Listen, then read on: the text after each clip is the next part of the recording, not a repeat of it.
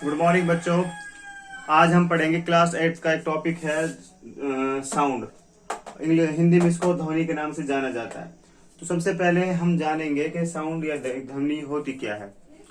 तो जितने भी हमारे आसपास चीजें हैं, चाहे वो जानवर हैं, पक्षी हैं, चाहे और चीजें हैं, लिविंग है या नॉन लिविंग चीजें हैं, तो जो भी हमें कहीं से भी इधर उधर से आवाज आती है उस सबको हम बोलते हैं साउंड और ध्वनि।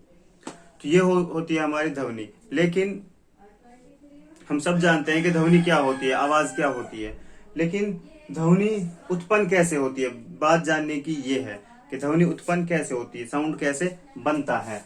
तो साउंड बनता है वाइब्रेशन से। वाइब्रेशन हिंदी में बोलते हैं हम कंपन से। कंपन से साउंड बनता है। जब भी हम बोलते हैं, मैं बोल रहा हूँ या कोई चीज गाड़ी जा रही है या हम किसी लोहे को पीट रहे हैं, तो सारी की सारी चीजें क्या होंगी, कंपन होंगी, वाइब्रेट होंगी, तभी तक हम तक साउंड पहुंचेगा।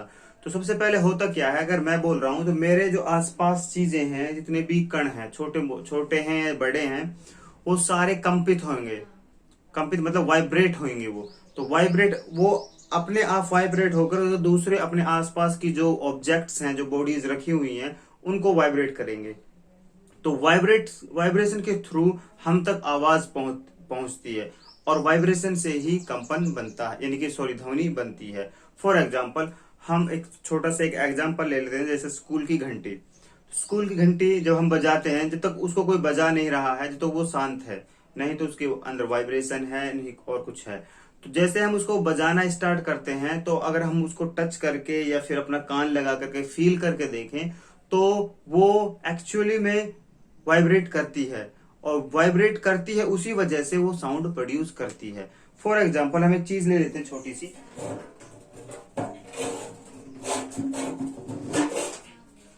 फॉर एग्जाम्पल हम एक ये लेते हैं, एक लोहे का टुकड़ा है, एक ढक्कन है, तो इसमें आवाज करेगा। तो ये जब आवाज कर रहा है तो ये क्या है, वाइब्रेट हो रहा है, और मैं फील कर रहा हूं अपने हाथ के थ्रू कि ये वाइब्रेट कर रहा है। इसी के थ्रू आवाज पैदा हो रही है या फिर साउंड बन रहा है। तो इसको बोलते हैं हम साउंड। तो इसको बोलते हैं हम साउंड। बनता कैसे है, साउंड पैदा कैसे होता है, साउंड उत्पन्न कैसे होता है। अब बात आती है कि मानव के द्वारा ध्वनि उत्पन्न कैसे होती है। चीजों के द्वारा ध्वनि कैसे उत्पन्न होती है वो हम जान चुके हैं, लेकिन मानव के द्वारा ध्वनि कैसे उत्पन्न होती है हम उसको भी जानेंगे। तो जैसे चीजों के द्वारा ध्वनि उत्पन्न होती है, वैसे ही मानव के द्वारा ही ध्वनि उत्पन्न होती है। बेसिकली इसमें एक सबसे महत्वपूर्ण बात यह है कि वाइब्रेशन, कंपन, और कंपन के द्वारा ही हर जगह ध्वनि पैदा होती है, चाहे वो लिविंग थिंग्स हैं, चाहे वो नॉन लिविंग थिंग्स हैं। तो मनुष्य के द्वारा ध्वनि उत्पन्न होना, तो मानव में ध्वनि एक वाक यंत्र होता है। इसको जो कंठ होता है हमारे इधर, इसको बोलते हैं वाक यंत्र अथवा यह कंठ द्वारा उत्पन्न होती है। शरीर का यह भाग वाक यंत्र कहलाता है। मतलब ये ऊपर नीचे चलता रहता है। ये जो हम बोलते हैं तो ये ऊपर जाता है, नीचे जाता है, तो ये क्या करता रहता है, वॉक करता रहता है। इसीलिए इसको वॉक तंत्र बोलते हैं। यह सांस नली के ऊपर सिरे पर होता है।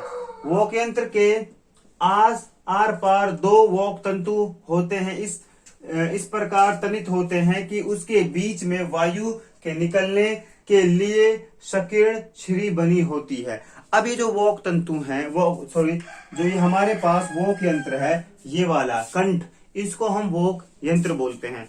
तो जब ये वॉक यंत्र, अगर मैं इसका डायग्राम इस तरीके से बनाऊं, ये हमारा वॉक यंत्र है। तो इसके जो आसपास है, ये इसके जो आसपास है, ये वॉक तंतु के जो ये इसको हम वॉक तंतु बोलते हैं। इसके आसपास वायु निकलने के लिए हमारे पास स्पेस होता है। जब ये यहां से वायु निकलती है तो ये जो हमारा कंठ है ये वाइब्रेट करता है, और जब ये वाइब्रेट करेगा तो हमें क्या, हम साउंड प्रोड्यूस करेंगे, यानी कि ध्वनि पैदा करेंगे। तो हम क्या करेंगे कि जो हम बोलते रहते तो इधर हाथ लगा के फील करें, कि जब हम इधर हाथ लगाकर फील करते हैं तो हमें फील होता है कि ये जो कंठ है हमारा ये वाइब्रेट कर रहा है, और जिसकी की वजह से ध्वनि उत्पन्न होती है। अब बात आई कि भाई अलग अलग तरह के, जैसे बच्चे हैं, लड़कियां हैं, और पूरा एक मनुष्य है, आदमी, तो उनकी आवाज डिफरेंट होती है। तो ये आवाज डिफरेंट क्यों होती है?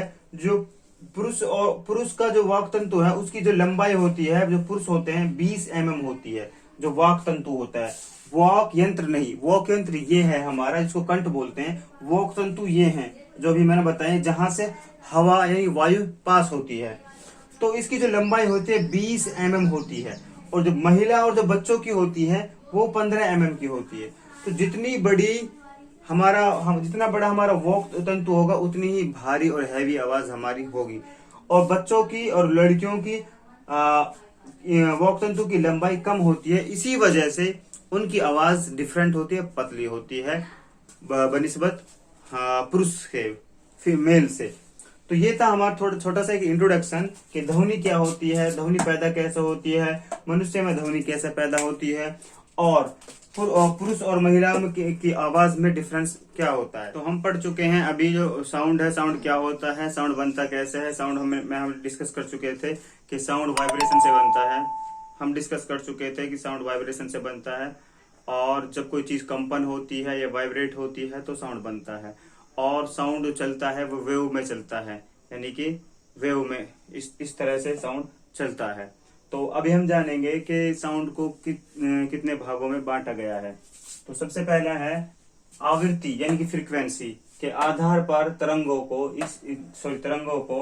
3 भागों में बांटा गया है। तो 3 प्रकार की हमारे पास तरंगे होती हैं आवृत्ति के हिसाब से। आवृत्ति मतलब फ्रीक्वेंसी। फ्रीक्वेंसी क्या होती है कि साउंड है जो, यानी कि जो ध्वनि है वो किस स्पीड से चल रही है, उसको हम फ्रीक्वेंसी बोलते हैं।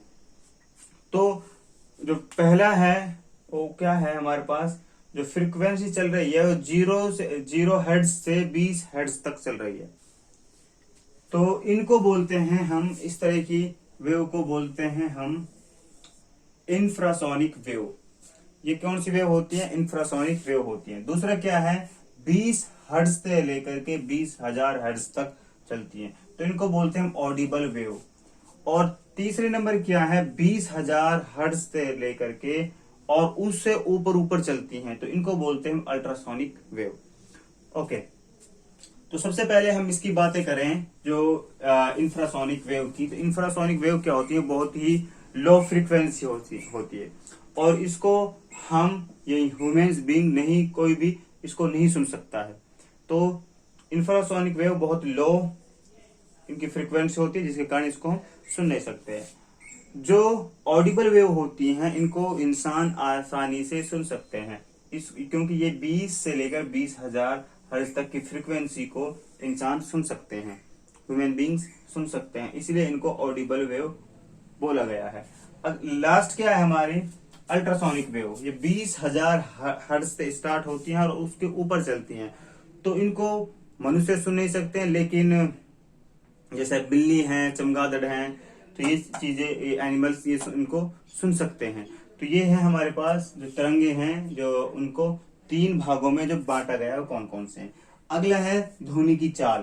तो ध्वनि की चाल क्या होती है, तो ध्वनि की चाल को समझने से पहले हमें समझना पड़ेगा इलास्टिसिटी को, यानी कि प्रत्यास्था को। तो ये क्या होती है, फॉर एग्जाम्पल मेरे पास एक रबड़ का टुकड़ा है और मैंने उसको दोनों तरफ से फोर्स लगाया, तो वो इस तरह से उसकी शेप बन गई। लेकिन जब मैंने उसको छोड़ा तो वो ऐसा के ऐसे ही, जैसे पहले पोजीशन में था ऐसी ही पोजीशन में हो गया है।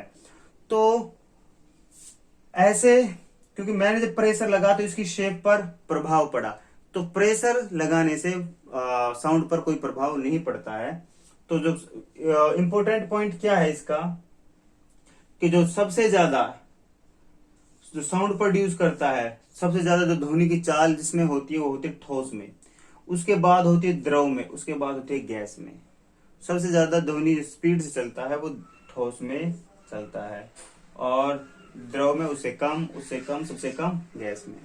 इसमें एक वेरी इंपॉर्टेंट पॉइंट है हमारे पास कि जब वेव एक माध्यम से, एक मीडियम से दूसरे मीडियम में एंटर होती हैं, जाती हैं, तो उन पर क्या फर्क पड़ता है, तो उनमें क्या चेंजेस आते हैं। जब मीडियम एक माध्यम से दूसरे माध्यम में जाती है तो उनकी आवृत्ति में नो चेंज आते हैं, मतलब किस प्रकार सुनाई देंगे हमें, कोई नो चेंज, उसकी फ्रीक्वेंसी में कोई चेंज नहीं आएगा। लेकिन तरंग धैर्य बदल जाती है, मतलब तरंग की जो स्पीड है वो बदल जाती है। हालांकि ये देखो स्ट्रॉन्ग, ये हो सकता है लिक्विड हो या गैस हो, तो इनकी स्पीड है वो चेंज हो जाएगी।